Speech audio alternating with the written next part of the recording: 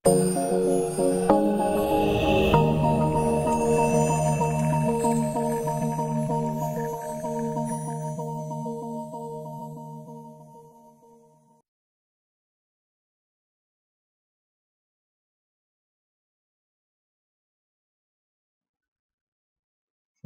warahmatullahi wabarakatuh.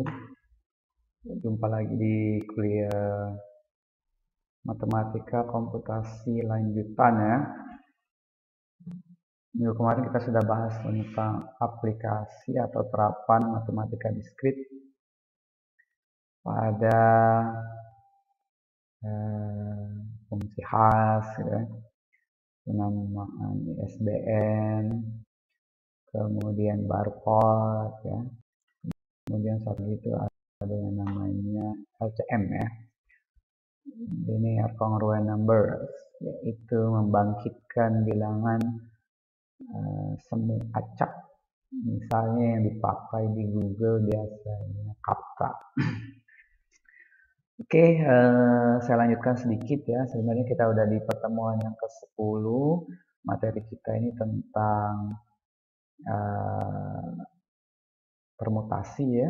Cuma karena ini kemarin belum tersampaikan, di bagian awal akan saya sampaikan dulu tentang yang ini ya.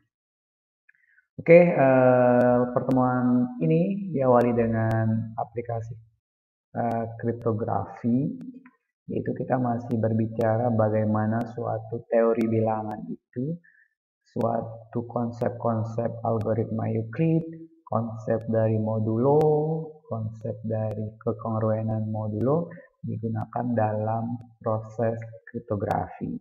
Dimana kriptografi itu adalah fungsinya untuk mengamankan pesan ya, yaitu keunggulannya, kegunaannya sebagai pengirim data melalui saluran komunikasi ya, atau bisa juga menyimpan data di dalam disk storage ya, data encryption address. Nah, dalam kriptografi itu ada yang namanya ciphertext ya, ada yang namanya plain text ya. Ciphertext itu didefinisikan sebagai pesan yang sudah disandikan. Ini contoh dari plain text, yaitu pesan yang benar-benar dapat dibaca atau original message, pesan asli. Kita semua, siapapun bisa membaca dengan mudah. Kemudian ini contoh ciphertext-nya yang sudah terbaca tadi, dikenakan algoritma tertentu, ditambahkan, kasih modulo, dapatnya seperti ini yang sudah teracak. Kemudian misalnya lagi kita punya foto. Nah, kalau takut nanti foto teman dekatnya ketahuan sama orang tuanya, dibuatkanlah, disamarkan dengan prinsip kriptografi, ditambahkan byte-byte, bit-bit di dalamnya menjadi gambar semut di bawah ya. Di foto cewek cantik di atas, jadinya menjadi semut-semut ini ya. Atau bisa juga ini dosen ingin menyamarkan nilai ya. Nah, ini kebetulan nih tinggi dan berat badan ya. Atau kalau di mahasiswa, dosen ingin nilainya tidak mudah ditemukan oleh mahasiswa ya dalam suatu sistem. Setelah diinputkan di sistem, sebelumnya dibuat dulu menjadi seperti ini, sehingga dia tidak terbaca lagi. Nah, proses merubah itu menggunakan kriptografi. Nah, ini secara notasi matematisnya, kenapa ini ada? Karena fungsi ya, kita sudah belajar fungsi, bahwa C ciphertext plain text, fungsi E memetakan P ke C ya. Kalau kita masih ingin balik ke belakang, plain text-nya ini, coba ya, ini ada error sedikit. Kita ganti dulu. Oke.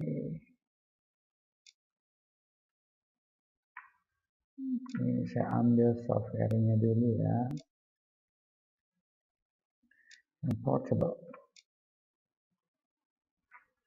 Nah, jadi kembali ke sini, di seperti yang saya katakan di topik fungsi kemarin, prinsip dasar dari kriptografi itu adalah fungsi dan inverse-nya ya. Fungsi dan balikannya.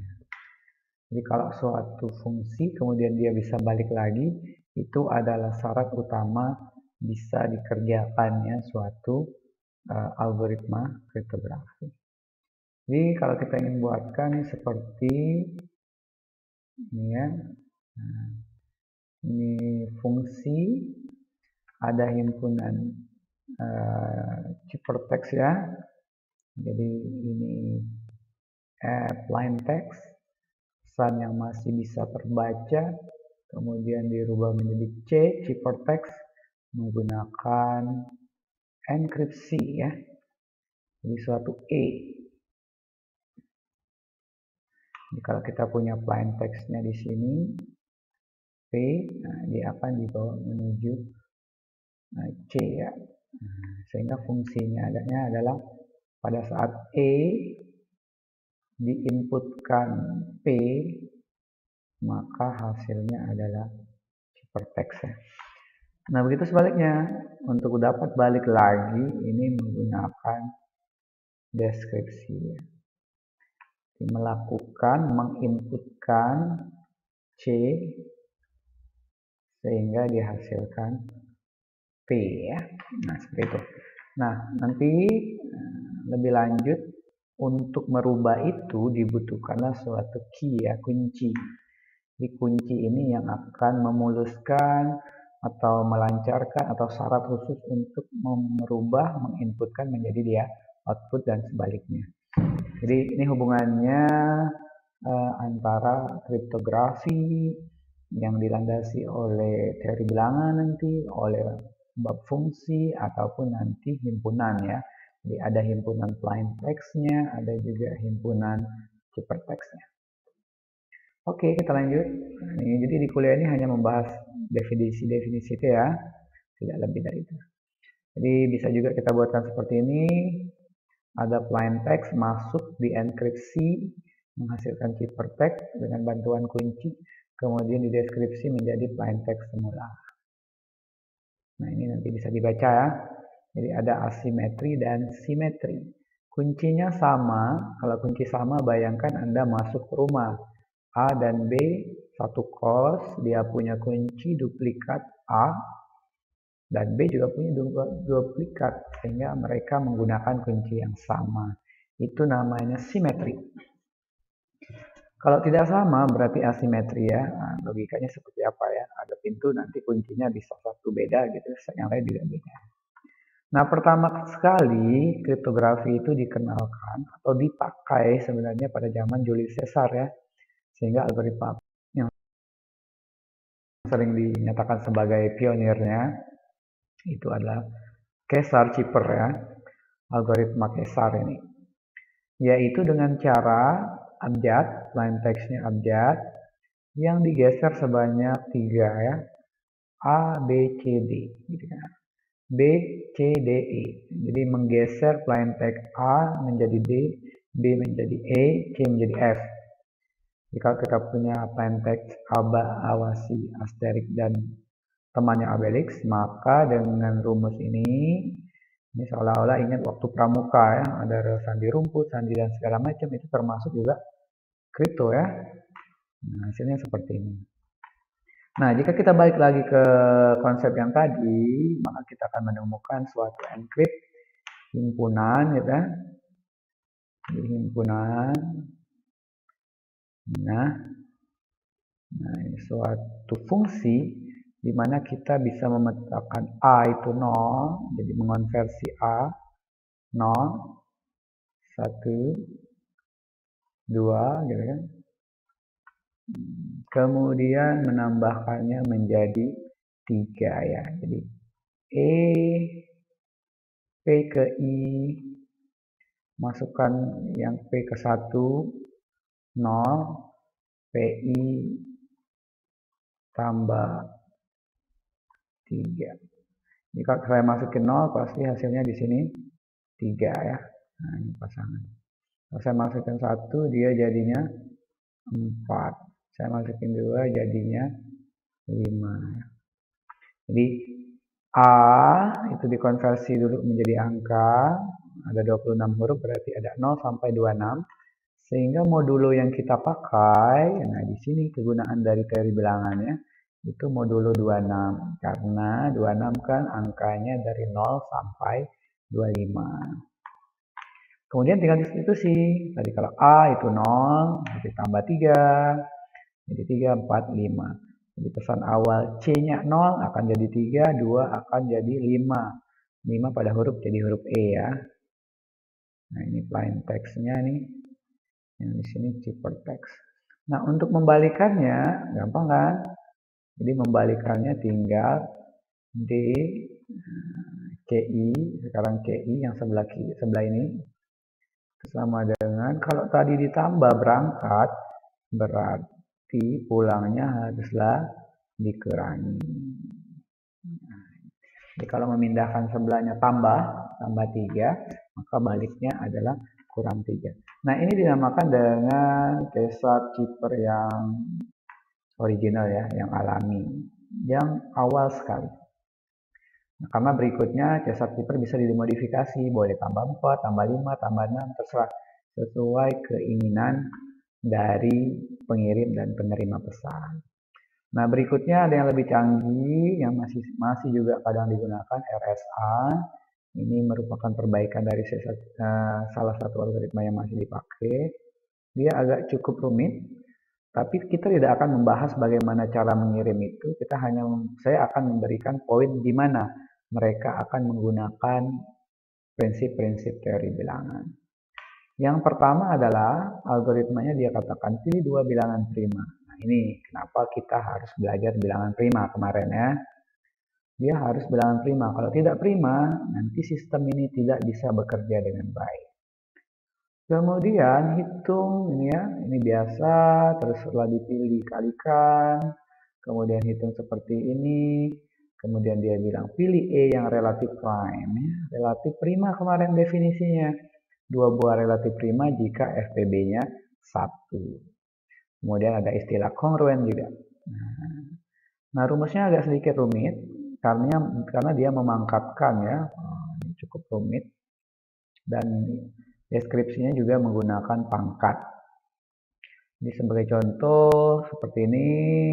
Nah ini jangan takut, silakan nanti dibaca-baca. Kalau mau ditanyakan saya akan jawab, tapi kalau tidak ditanyakan nanti bisa Anda lebih pahami di kuliah sistem keamanan komputer ya, karena nanti ada simulasi sendiri tentang RSA. Nah, ini agak rumit karena pangkatnya besar. Nah, ini biasanya dibantu dengan software pangkatan. Nah, ini kekuatan dan kelemahannya.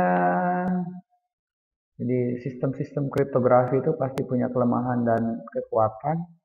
Kekuatannya sebenarnya biar pesan kita aman ya, tidak mudah diretas orang. Itu adalah kekuatan. Bagaimana orang berlomba-lomba membuat suatu sistem kriptografi yang cukup cepat dan aman ya. Oke, itu cerita tentang kriptografi. Dia digunakan aplikasinya juga banyak ya pada prime tadi, bilangan prima, ada pada modulo dan ke orang lain. Oke, kita bahas ke pertemuan yang 10. Ini tentang permutasi dan kombinatorika ya. Jadi nanti materi hari ini ada 2,5 yang kriptografi tadi, kemudian permutasi yang ini ya. Jika mau ditanyakan nanti kita bisa diskusi di Zoom.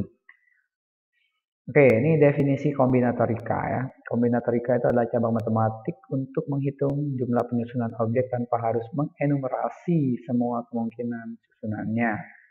Jadi mengenumerasi ini artinya mengenali ya. Jadi kita tidak perlu tahu apa saja password atau username. Kita tidak perlu tahu username yang dimiliki oleh user-user kita. Ya. Tapi kita perlu tahu berapa banyak, usernya kira-kira kalau saya pakai 5 digit, ada 1 juta user yang bisa menggunakan password dengan nama yang berbeda. Nah itu kombinatornya. Jadi ada 1 juta jumlah itu kita ketahui, tapi kita tidak perlu tahu, ternyata passwordnya harus ini. Oh, passwordnya harus kombinasi ini dan ini. Itu tidak perlu. Jadi tanpa harus mengenumerasi artinya tanpa harus kita tahu kemungkinan itu secara pasti ya. Yang harus kita tahu hanyalah jumlah ketersediaan banyaknya kemungkinan itu. Nah, ada dua jenis. Yang pertama kaidah perkalian, rule of the product. Ada juga kaidah penjumlahan.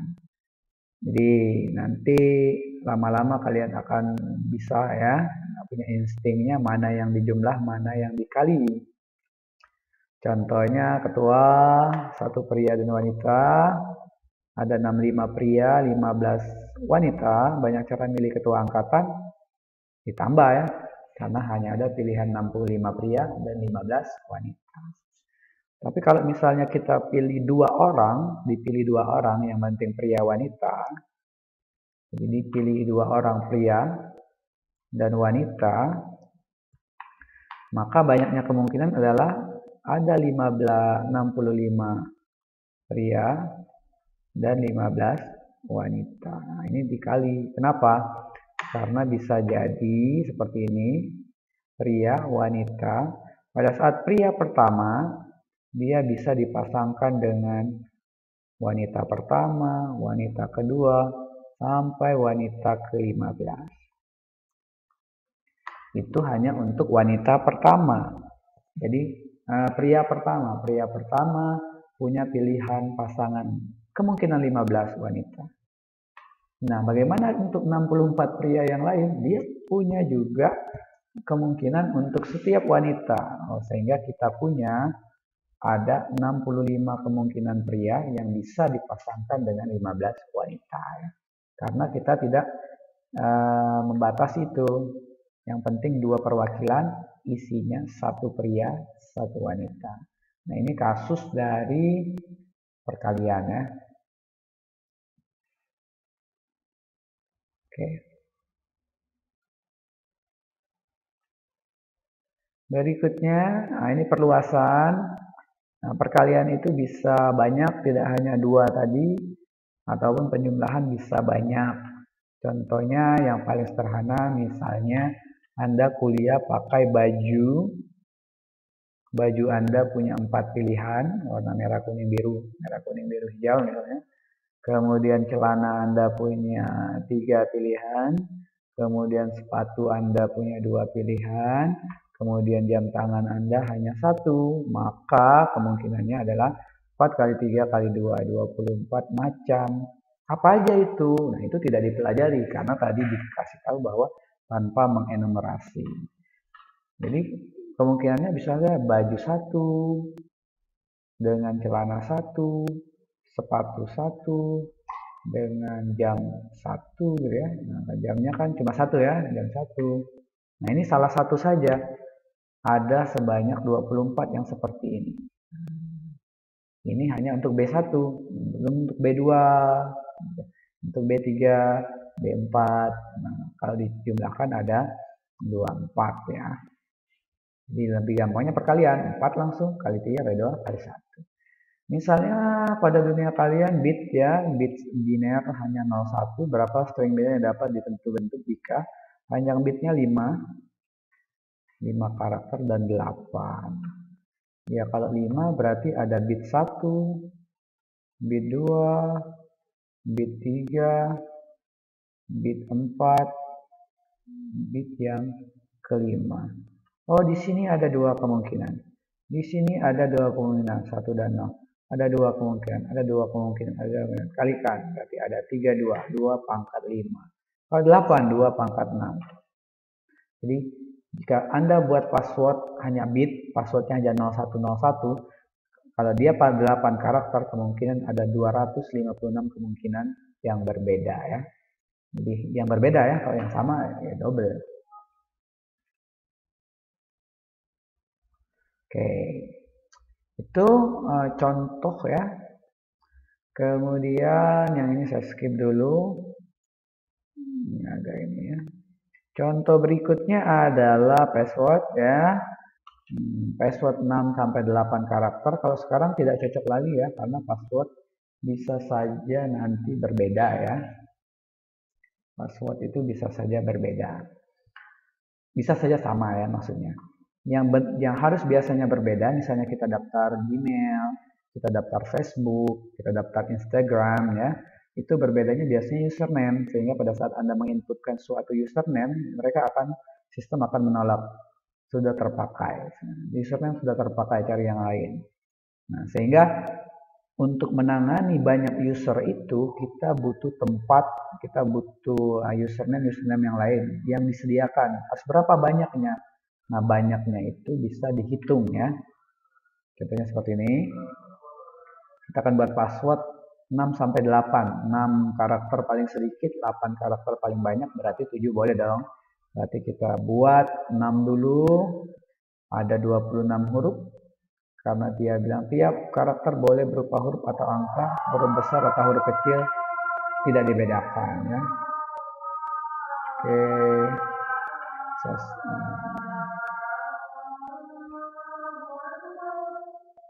Kita pause dulu ya. Oke, kita lanjutkan lagi ya. Jadi kita ulangi aja nih. Yang pertama tadi bit ya, yang kedua ini berarti password ya. Password kita akan buat. Jadi mungkin selama ini bertanya kenapa Facebook gitu ya, mewajibkan 6 karakter paling dikit misalnya, atau 8 karakter paling banyak untuk password ya. Sebenarnya itu untuk mengetahui seberapa banyak sih database username yang berbeda yang bisa ditampung. Jadi kalau kita balik lagi tadi, username itu kan kalau kita daftar sesuatu Instagram atau yang lain gitu ya, itu kan akan dia memberikan silakan isi username Anda, kemudian sistem akan menilai apakah username ini sudah dipakai atau belum. Nah, banyaknya username yang berbeda itu bisa dihitung menggunakan retentive combinatorica ya. Jadi kita tidak perlu tahu dari 2 miliar password ini ya, kemungkinan bisa saja A semuanya ya. Atau 1, 2, 3, 4, 5, 6, 7, 8 gitu kan bisa jadi. Nah, banyaknya password itu sebanyak hampir 2 miliar lebih. Itu untuk 6 karakter. Jadi kenapa 36? Karena ada 26 huruf dan 10 angka. Ini kalau dibatasi hanya huruf besar dan huruf kecil sama. Bagaimana kalau ada yang membedakan besar dan kecil? Berarti 26 tambah 26 ya. Bagaimana nanti dengan karakter? Tambah lagi, misalnya boleh seperti ya, dengan strip, underscore gitu misalnya kan boleh. Nah, makanya di soal ini misalnya saja huruf besar dan kecil itu sama, kemudian angka kan udah 10 ya, 0 sampai 9. Kalau kita buat 6 password, 6 karakter, berarti ada B1, password kedua, karakter kedua, ketiga, ini maksudnya karakter ya, bukan password ya. Letak keempat, letak kelima, letak ke-6. Artinya di sini saja begitu. Misalnya saya pilih A, berarti atau pilih 0, berarti ada 36 pilihan. Yang kedua, A-nya juga masih boleh saya pilih, berarti 36 huruf yang tadi bisa saya gunakan. Begitu juga yang seterusnya, 36-nya bisa digunakan. Bisa digunakan. Jika dia sudah terpakai di nomor letak kelima, ya ke-6 boleh juga. Nah, maka banyak kemungkinannya sekitar ini.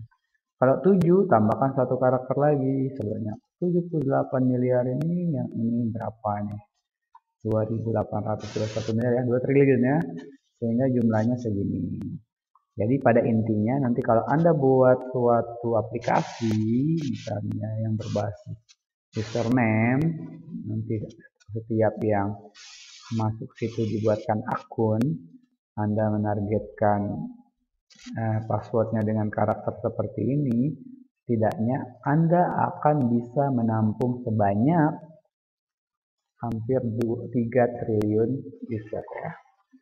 Jadi yang kita inginkan itu adalah jumlah user ya, bukan apa saja usernya. Walaupun suatu saat nanti juga bisa kita record ya.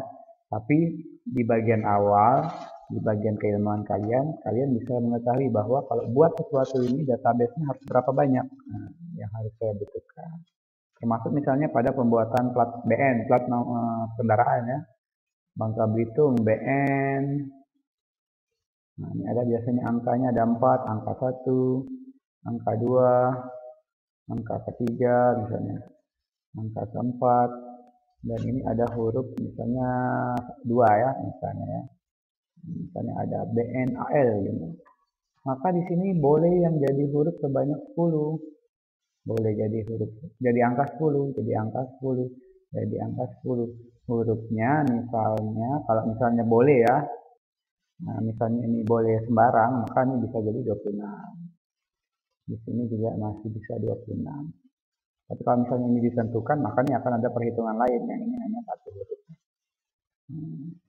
Termasuk sebenarnya PIN ATM.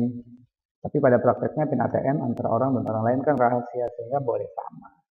Yang paling dekat contoh kita yaitu username tadi. Di username kita daftar Facebook, daftar Google, atau daftar yang lain menggunakan username, maka akan ada pemberitahuan user ini telah terpakai atau belum. Pada saat terpakai berarti Anda harus buat username yang baru, sehingga aplikasi itu akan tahu tidaknya ada berapa juta user yang bisa menggunakan aplikasi ini.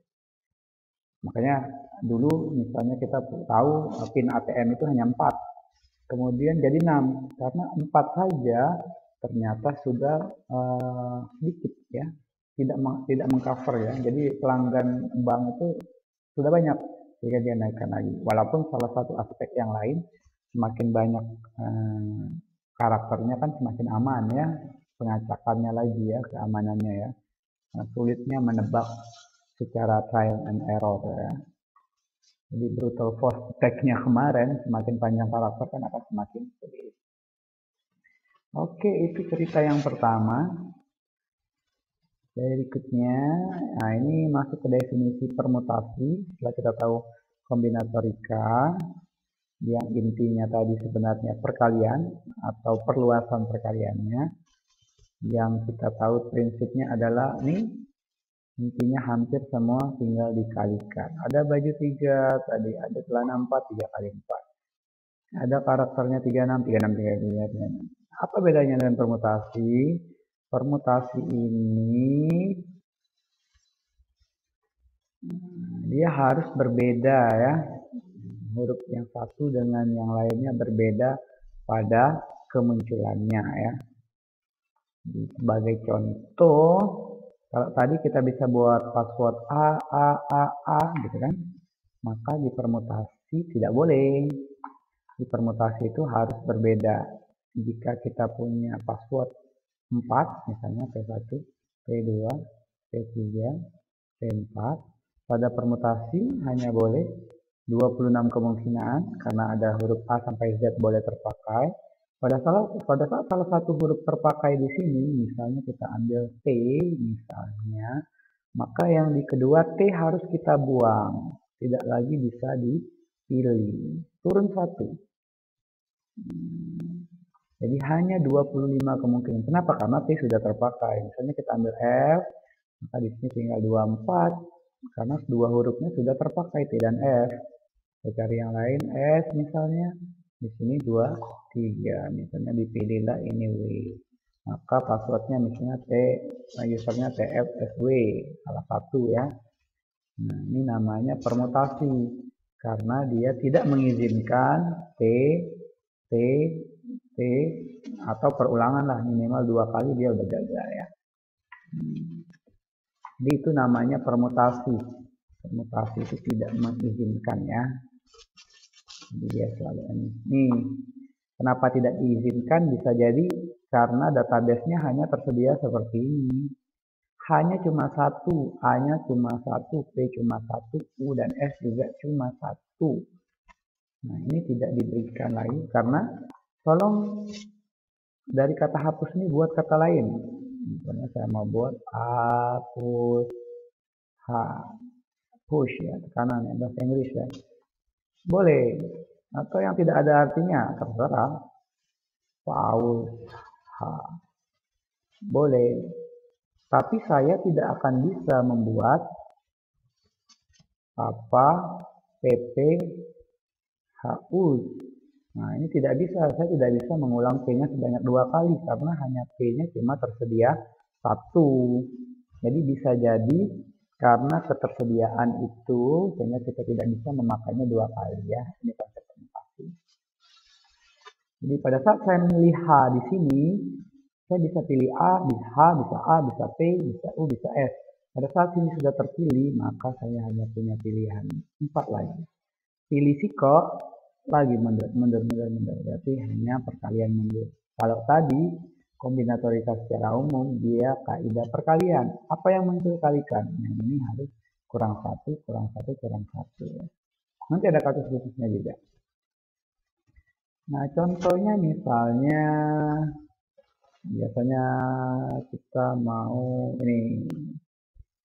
Nah, ini, oh ada rumusnya ya. Nah, ini rumus nanti perkenal permutasi secara konsep seperti itu, juga dihitung menggunakan. Nah, di bawahnya ternyata. Jadi kita akan paham nanti ada rumus P ya. Permutasi atau kadang-kadang ditulis boleh juga seperti ini. Dari n banyaknya diambil sebanyak r, itu akan sama dengan n faktorial dibagi dengan n min r faktorial. Ingat bahwa faktorial ini adalah jalan mundur ya. 5 faktorial yaitu mengalihkan 5 secara mundur, 5 kali 4 kali 3 kali 2 sampai 1. Kalau ada 100 faktorial berarti mengalihkan 100 kali 99 kali 98 kali bla bla bla kali 3 kali 2 nah 2 kali 1. Mundur dia. Itu namanya konsep faktorial. Oke, itu direkam ya. Permutasi. Nah, ini contohnya berapa jumlah kemungkinan membentuk 3 angka dan 5 angka 1, 2, 3, 4 jika tidak boleh ada perulangan. Nah, tidak boleh ada perulangan ini permutasi ya. Karena pada saat terpilih berikutnya tidak boleh diulang. Pilih A buang, tidak boleh bikin. Pilih 5 kali 4 kali 3. Permutasinya sama. Jadi kalau Anda lupa rumus permutasi, Anda bisa pakai hitung mundur. 5, 4, 3. Tidak dapat diselesaikan dengan rumus permutasi. Kaidahnya adalah boleh ada perulangan. Ya kali biasa, 5 kali 5 kali 5. Seperti tadi. 5 ya. Di 5 angka disusun menjadi 3 angka saja. Contoh permutasi berikutnya adalah dia mengenal urutan ya. Misalnya akan dipilih ketua dan wakil. Ketua kelas dan wakil ketua kelas. Ada 2 pria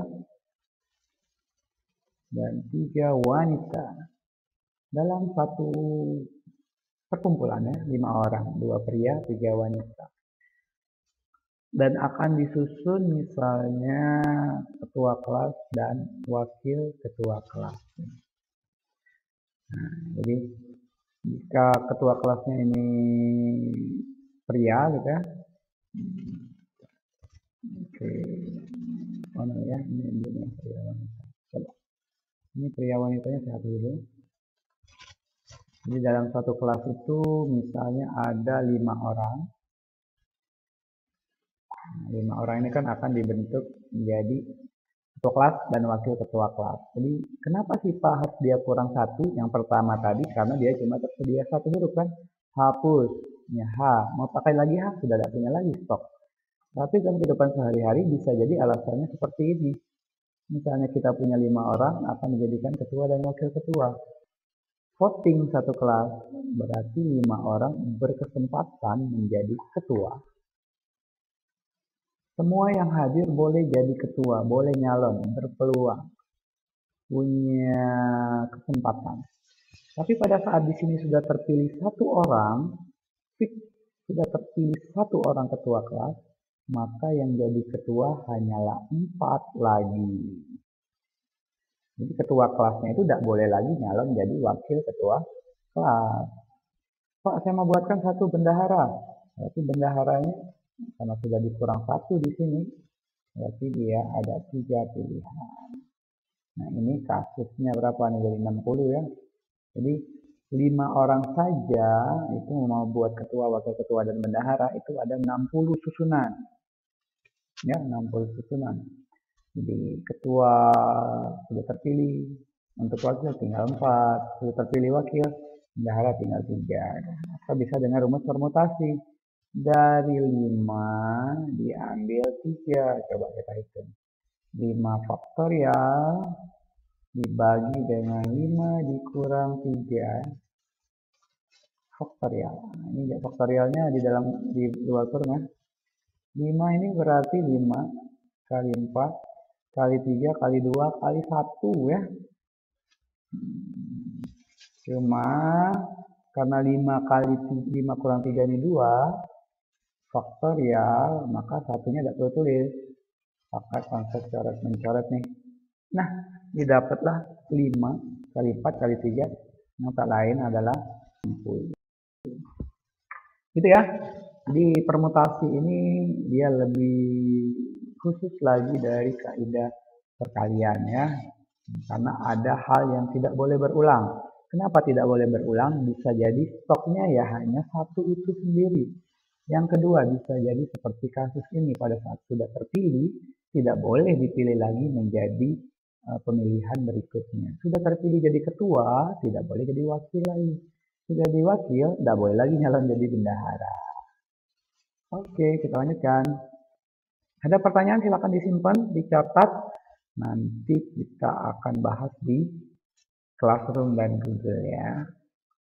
Classroom dan Zoom atau WhatsApp ya, boleh. Silakan ditanyakan di kuliah. Kode buku, contoh berikutnya. Kode buku di perpustakaan panjangnya 7 karakter. Terdiri 4 huruf berbeda. Ya, ingat ya, ada kata berbeda. Tidak boleh berulang, itu permutasi. Diikuti oleh 3 angka yang berbeda. Sehingga kita bisa buat salah satu caranya, misalnya yang pertama, ya sudah, ini ada 4 huruf berbeda. Huruf 1, huruf 2, huruf 3, huruf 4. Yang berikutnya ada 3 angka, A1, A2, A3. Karena dia berbeda, huruf kita kan ada 26. Sudah terpilih di sini 1, maka di sini hanyalah 25. Itu berbeda. Untuk membedakan, dia tidak boleh lagi dipakai. Di sini hanya 24. Ini hanya 23. Yang di sini ada 10 angka. Kenapa ini tidak mundur, Pak? Ya kan beda huruf dan angka. Huruf ada 26, angka ada 10. Ini 9, ini 8. Kenapa? Lagi-lagi ada kata berbeda ya. Difference the letters or different numbers ya.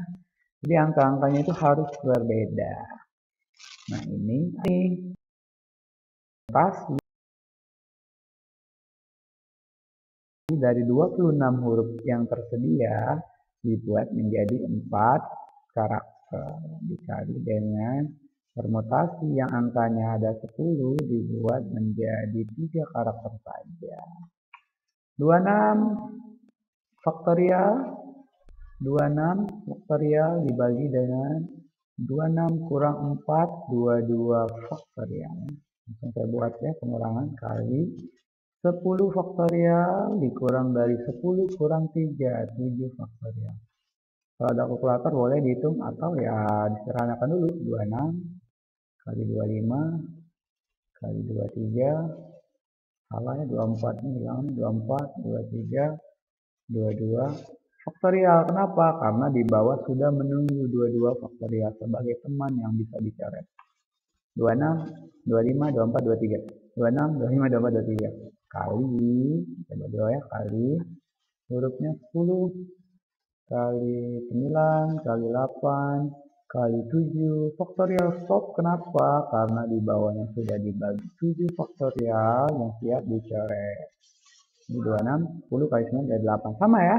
Jadi mau kalian dengan konsep pemikiran biasa, oh ini udah terpakai tidak boleh, ini terpakai tidak boleh, boleh. Atau menggunakan langsung rumus permutasi. Bisa ya. Jadi rumus itu kan diturunkan dari konsep sebenarnya. Tapi kalau Anda mengerti konsep, rumusnya juga pasti Anda akan ngerti. Ya. Mau diputar balik kemanapun Anda akan ngerti. Oke, ini latihan. Silakan nih latihan nomor 1. Kita coba ya nanti di latihan ini nomor 1 sampai 4. Kita akan coba nanti apa saya tugaskan di classroom lagi atau nanti kita buka Zoom ya. Nanti akan saya kasih tahu setelah Anda menonton ini ya. Pas di kuliah di jadwalnya ya. Oke, demikianlah penyampaian materi di video yang ke-10 kali ini. Selamat belajar, tetap jaga kesehatan. Assalamualaikum warahmatullahi wabarakatuh.